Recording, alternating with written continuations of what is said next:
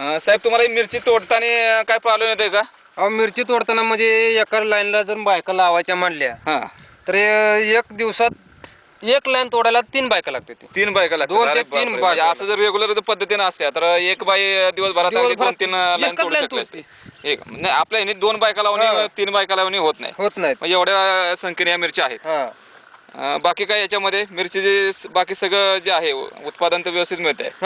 आणि मातीचे महत्वाचं डेव्हलपमेंट म्हणजे झाले. आमचे बियाणे लय वाचलेत बघायचे आता. बेन्नी वाचले म्हणजे कशामुळे वाचले काय तुम्हाला काय वाटतंय? वाचले चांगली कारण की बुजबुजीत झाल्यामुळे गवताच्या बियावर येणे अगोदरच गवत उपटून येते. बरं बरं बरं. टोटल बी मुळा सकट बिया सकट सगळी बाहेर निघते.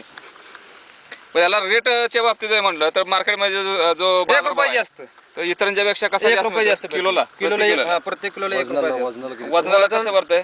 वजन एका पोत्याचं आपण जर साध्या मिरच्या ह्या पद्धतीने केलं तर शिवून पोतं जास्तीत जास्त 40 ते 25 किलो भरतं. 25 ते 40 किलो. 25 ते 40 किलो पर्यंत भरतं. बर. आम्ही न काय करता 39 पर्यंत आम्ही गेलोय तोंड बांधून अगदी म्हणजे जर शिवून जर केलं शिवून जर केलं तर 60 ते 70 पर्यंत जाणार आहे. 10 ते 15 किलो पोतही जास्त मिळतंय वजनाला आणि किलोला 1 रुपया भावही जास्त मिळतंय.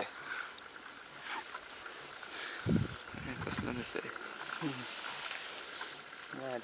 तोडायचं उद्या बायका सांगितली मग काय नसून जायचं.